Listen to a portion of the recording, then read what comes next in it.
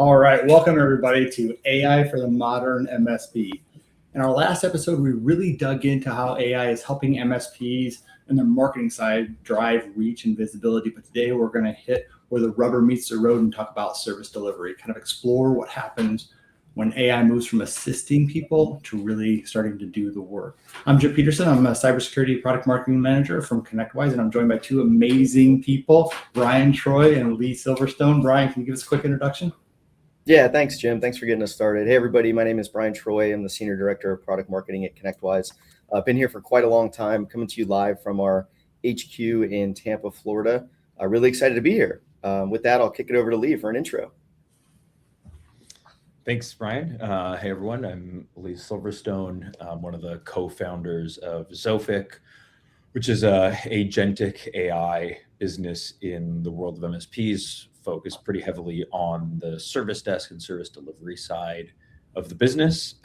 We were recently acquired by ConnectWise, and now I'm serving as SVP product and AI platform at ConnectWise. Super excited to be here and talk a little bit about what we're seeing in the real world, what we're seeing people use agentic AI for, and kind of the results that we're seeing out there, and hopefully dispel some of the myths, some of the vernacular, some of the terminology, and answer some questions. So yeah, excited to be here. And Jim, I'll flip it back to you. We can get started.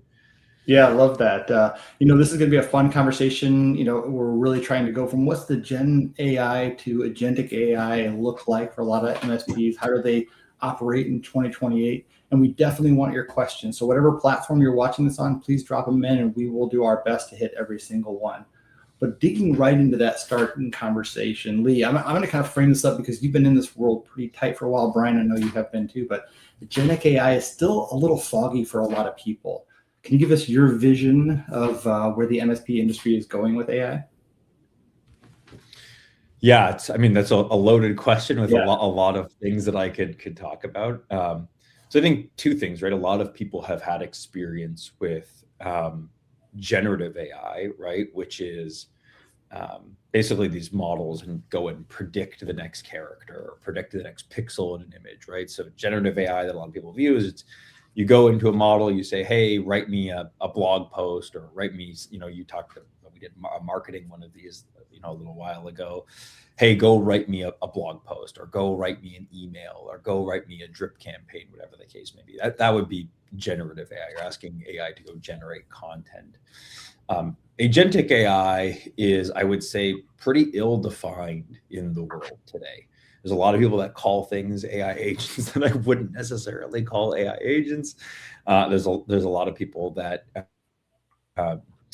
confuse or conflate like workflows with agentic AI. And so I think it's a bit of like a loaded term. The way that I think about it, and I think the way that it probably should be defined, is AI agents are basically autonomous versions of models.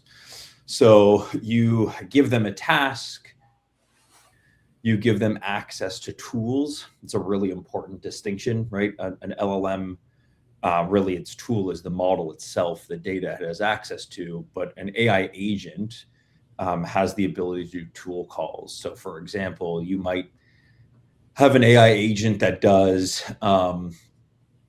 password resets.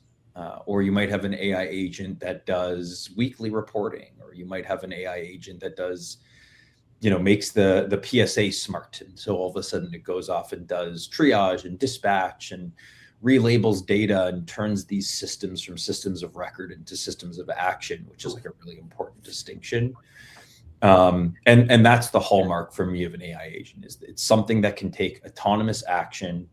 It is something that can make use of tools the same way a human would make use of tools, and it learns and improves over time. Those are like the hallmarks for me of what a true AI agent is.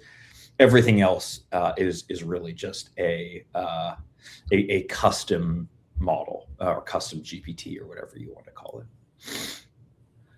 It's so interesting because you hear so many different terms out there to describe something happening automatically, right? Whether it's just traditional automation, RPA, having generative do something, or really getting into that agentic, having it learn and act on its own. That's kind of a fun way of looking at that. So Yeah.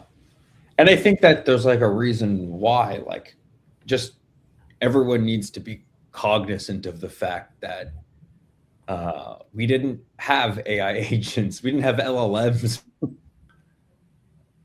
properly until a few years ago. Like, when was everyone's first experience with their first generative AI experience? Was like 2.5, 3 years ago, something like that, maybe 4 years ago. Like it's very, very new in that sense. And so, it makes sense that the vernacular and the language is still not there to follow up with what's happening. that's a really good point. And Brian, I know you work with MSPs all the time, and you probably hear, hey, we want to leverage AI, or we're leveraging AI, or we're doing something to automate it in service delivery. Where do you think a lot of them are struggling today, or maybe getting it wrong? Yeah, for sure. Like in my role, I do have the opportunity to speak with a lot of our partners. We did a really fun event in Miami a couple of weeks ago with some of our top partners and had a chance to discuss a lot of this. And there are a couple of places where I think there's still a little bit of confusion out there. The first one that immediately comes to mind is that this isn't about replacement. The first reaction is usually, is this going to replace my technicians? And I think that might be a little bit of the wrong lens. The real opportunity isn't about just headcount reduction.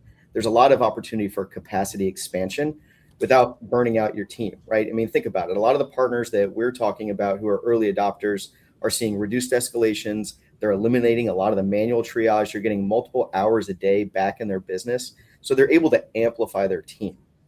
The other area where I think that there's still a little bit of confusion is this just like smarter automation? As Lee hit on, most MSPs have been doing automation forever, since the beginning of the managed services industry. Rules engines, RPA, script, all those different things. Sometimes those plateau though. And what we don't talk about a lot, or what we want to try to communicate, is that agentic AI isn't just better scripting. It can learn from historical behavior. It can make contextual decisions. It can improve accuracy over time. So it's not just about a different type of automation. It is about the next level of automation. And then the one that I hear the most, I think, is the really important one that I try to communicate, is that there's a big financial impact here. If you think about it, most MSPs have between 75 to 85% of their total costs are their people. And sometimes whenever you think about growth, like if you win a new customer, you might think, okay, now I have to go hire a bunch of people, but that's not really the case. So it's more of a leverage conversation. Consistent execution regarding at the time of day, margin expansion without proportional headcount growth. Like, these things are really important. So the question isn't as much, can AI help with my service tickets? But the question that I like to ask is, what does the P&L look like whenever 30 or 40% of the manual operational workload is handled autonomously?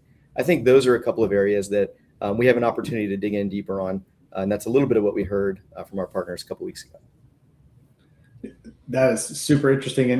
And Lee, I think the first time we met, you were talking about the Jevons paradox, and it kind of all falls together. Are we going to scale ourselves out of existence as a workforce? And you kind of described that pretty well. Could you kind of talk about that for a minute?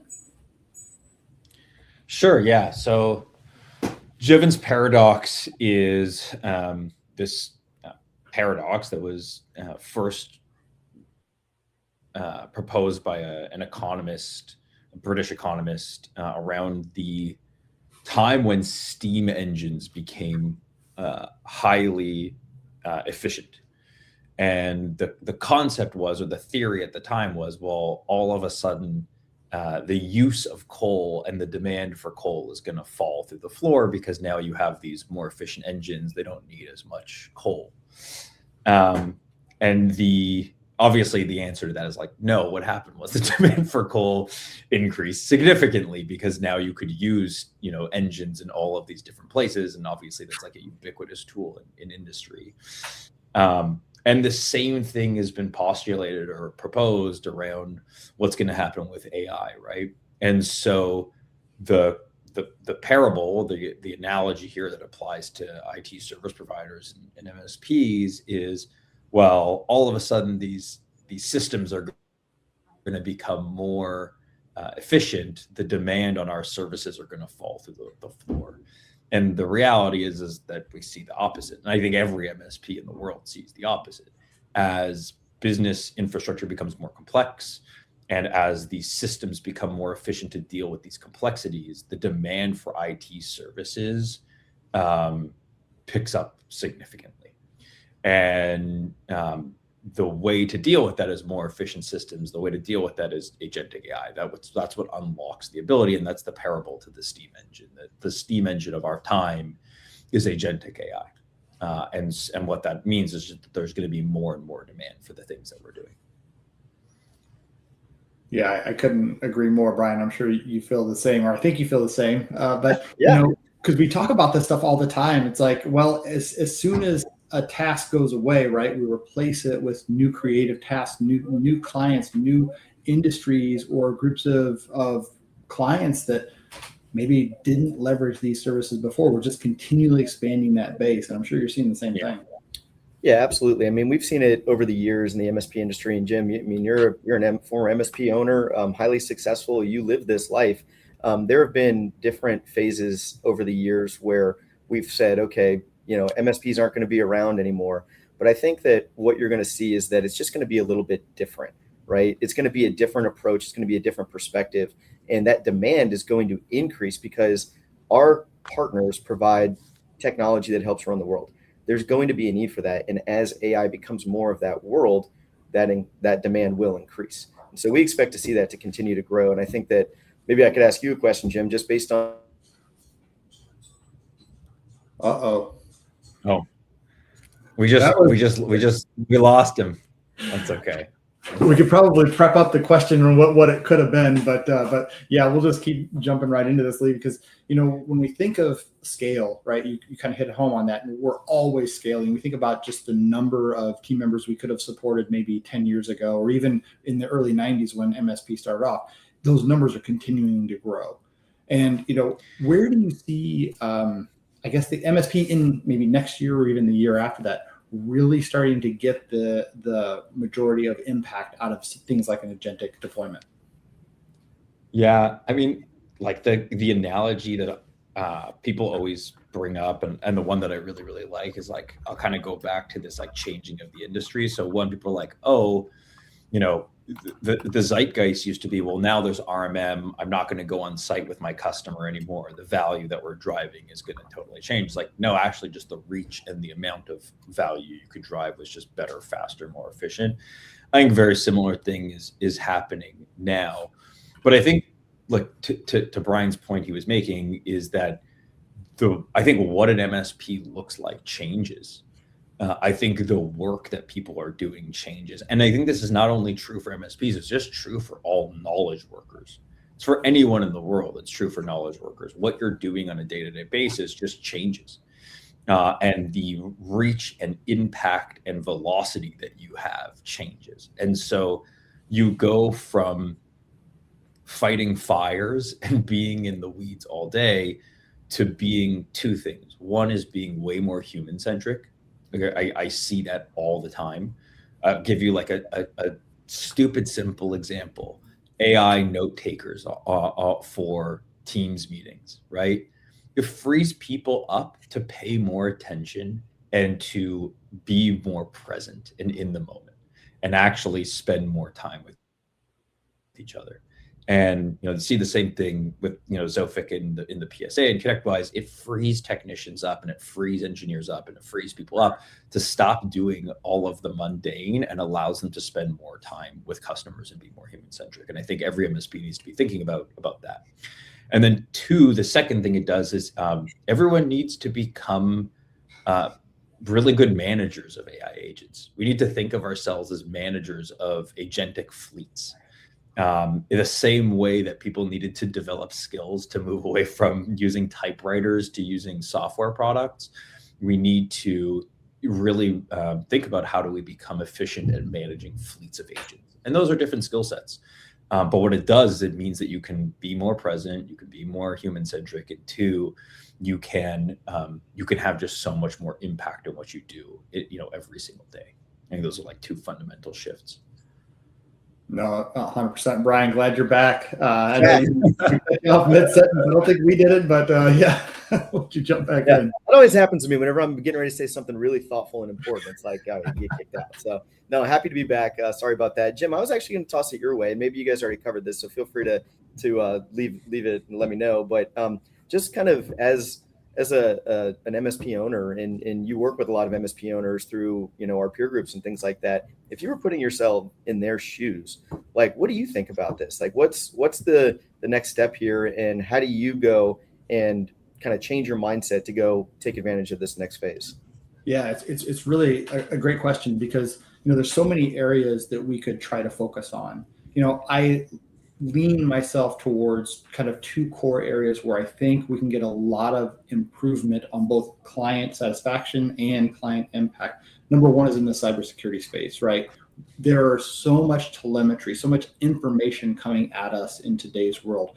Using agentic AI, not just machine learning and some basic AI concepts, which still help, but using agentic AI to help solve the problem, tell us the next steps, really do the investigation, is going to considerably streamline what our valuable SOC analysts have to work on. That is a very important step. Just everybody's growing, everybody's buying more, and so they're getting more information than ever before. That is critical to protection. The second area is the simple side, right? How do we handle issues that come in? I think of the dispatch conversation. How do we handle that process so it is consistent, it is streamlined, it doesn't break, tickets don't fall through the cracks? That's where I see those two areas, and there's probably 100 more we could talk about. But in those two areas, we are solving real world problems, and we're continually building up that client satisfaction. So that's my answer. That's great. I look at like the dispatch one is, I think a lot of folks think like, yeah, I mean, that's pretty straightforward. And there is automation that you can already do to help with your dispatch process. But then think about taking that to the next level. Today, likely still the case where somebody should go in and check to make sure that it's going to the right board, that the type, the subtype, the item are all correct. There's still some manual work that needs to be done. And that's an area where, yeah, it happens all the time. It's tedious. Nobody really likes to do it, but it has to happen. That's an opportunity. And Lee, I know you guys have worked a lot on that at Zofig. And maybe what do you think? Why is that an area that you targeted early on? So it's like a few reasons why. So one is triaging and dispatching is the first line of defense, or kind of like the orchestrator for everything else that happens downstream, right? So you can have it's funny, like you say, like, hey, why is that where you started? Well, we started there because MSPs told us we were stupid for building agents that went and did remediations before doing triage and dispatch. We built one of the first things we built were a bunch of agents for the NOC, where basically you had these AI agents that could take tickets, look at what the underlying issue was, go access the correct tool via the API, and go run remediations. So like one example would be like Meraki, for example. You have an AI agent that can look at, hey, I'm seeing the flickering device or something that's gone offline. Cool, let me go actually access the device, look at the telemetry data, that's available, and then actually go figure out what the correct remediation is, like the same way a human would. And we started doing that, and it was like, hey, this is great. None of these tickets are labeled properly with any of the right data. They're on the wrong boards. They, whatever, and all these things, you have to do the hygiene as well. And so it really is like the lifeblood. It's the proper data labeling. Like you can't run a business without good data. And so it was like, okay, you got to go focus on those things as well. And then the other thing I would comment on is just, we talked a little bit about like building workflows to do things versus like agentic AI or AI agents. The reason why RPA often falls apart in these instances or in these use cases is like MSPs are, I will say this time and time again, are living, breathing entities. Like the way your PSA is structured is not the same from week to week. You change the way your boards are structured, you get new customers, new clients, people leave from those organizations, new people come in. AI agents and agentic AI broadly is built to be adaptable. It's built to learn from those changes as they happen on the fly versus having to go back and manually rebuild workflows. If you have a workflow that says, assign a ticket to Brian every time it comes in for a security alert, and Brian, you no longer work on that service desk, or you're out of office, or you're whatever, like those workflows very quickly fall apart. And so you need, like, the real value in AI is that it can learn and train on those pieces of data, and two, also be adaptable to understand context. And context is king in decision making. Humans are amazing at understanding context. Workflows are not, but agentic AI is. And that's like the significant delta. That's Lee, you hit on something there. I mean, a lot of things there, but you touched on data, and having that proper, clean, good data set to work off of so that it can learn accurately, so it can execute accurately. We think about AI, it kind of goes hand in hand with things like platforms, interconnected tools, and making sure that, you have that clean repository. I know, Brian, you're kind of, when I think of platform, I think of you because you've been really focused on trying to push forward and deliver that ConnectWise platform for a while. How do you see AI fitting into that world? Yeah, I mean, I think that you nailed it with the data being really important. I mean, we have a term, and our CEO, Manny, uses it all the time, is that data is the oxygen for AI. And whenever you think about what a true platform does, it brings a lot of those different data sources together. And, having a platform isn't necessarily unique. There are a lot of companies that have platforms, but the way that you pull the data together, I think, can be unique. And that's where you look at, PSA data, RMM data, SIM data. There's all kinds of information that is gold for our partners to help them power their business. And that data is what is going to help bring the efficiencies that some of our early adopters are seeing. And I think that whenever you go and, Jim, you kind of started us off, like, what's it going to look like in 2028? I think a lot of us are going to look back and say, man, that data was really, really important. That was a foundational step that got everything started. And so being on a platform that has the data all in one spot is really important, because that's what is going to power the AI. Lee, I know you've got a lot on that, man. Feel free to jump in. Yeah, I mean, I could talk about that for like hours on end, but I think you hit the nail on the head. Two things I'll just comment on. So one is, not only is the data important, but having a platform that is built to adapt properly to agentic AI is really important. And we've seen under the hood of many different platforms at Zofik as an independent business. To us, ConnectWise's platform was always the best suited for agentic AI to have the biggest impact. And that's just from how it was built and how it continues to be built, and all of those components. And then two, the other comment that I would make is just that I don't think MSPs in particular, because everything is really like machine to machine communication, with in ConnectWise incredible audit trails for every step and process and everything that was done. I don't think MSPs realize how much of value is sitting inside the PSA, RMM, all the other tools in the stack that is locked away, but is ready to be unlocked with agentic AI. I think people underestimate by a massive factor what the value of that data actually is and how impactful it is for their business. And so, like, I would just say that I think this is a very, very transformative moment for people who lean in. And I think most people will, by 2028, wish, hey, I wish I would have leaned in way sooner. Lee, you hit on, and Brian, you mentioned something that's been sticking in my brain for a minute, like type and subtype, kind of the ticket fundamentals. And Lee, you kind of hit on where we're going. And I want to kind of bring this back a little bit to just the basic margins. When we look at MSPs that are crushing that 20+% margin at the end of the day, they are very honed into making sure that information is accurate and consistent. Because I think every MSP review I've done on a financials, we found missing money. We found, oh, I didn't bill that. Oh, I had the wrong type on it, so it didn't bill properly. It billed with my MSP agreement, not as a dedicated hour, which it should have.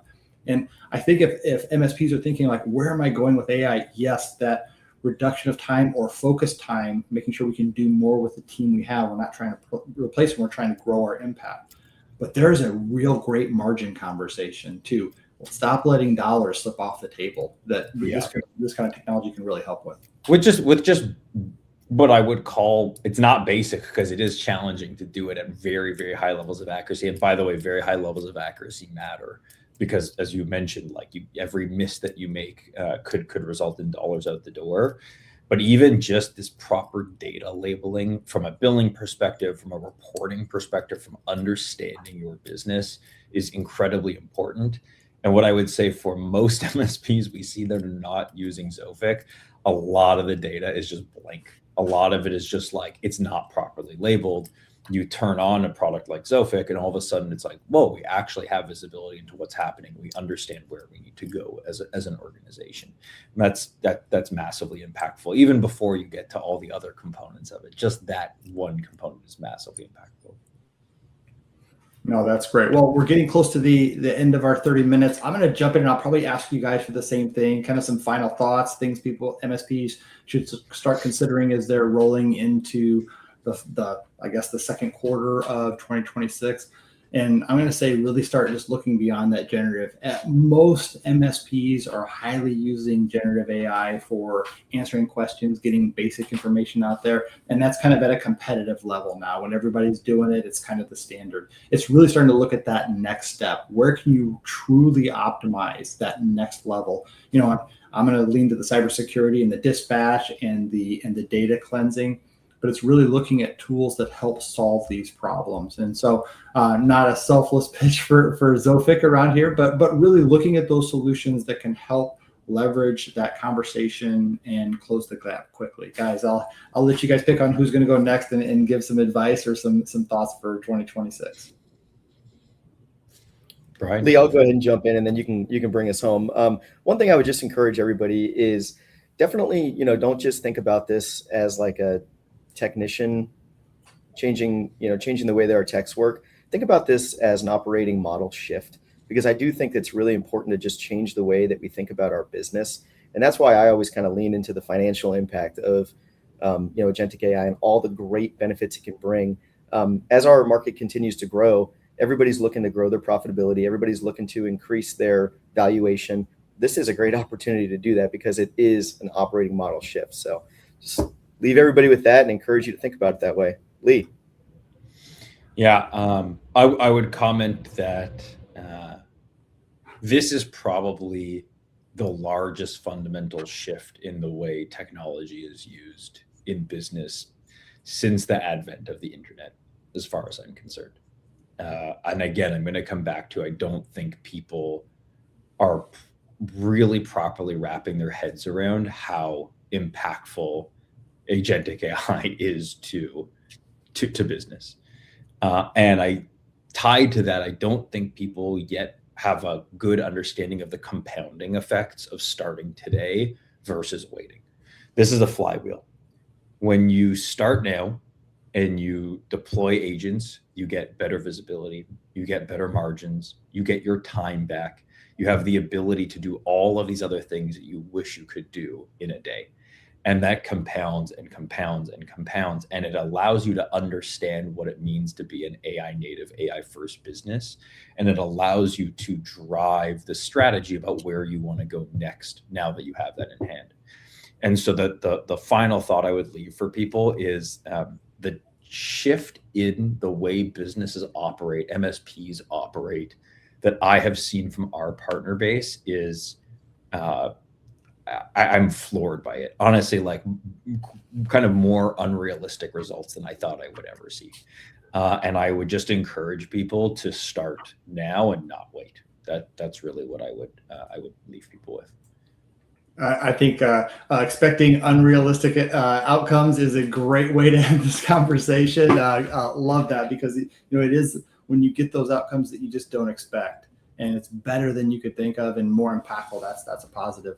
So hey, thank you all for joining and hearing our conversation around AI for the modern MSP. We're going to do this monthly. We'd love to engage with the next conversation. If you want to learn more, please reach out to us on LinkedIn or hop on the ConnectWise website, and we'd love to talk. And until next time, from everyone at ConnectWise, thank you very much. Thank you.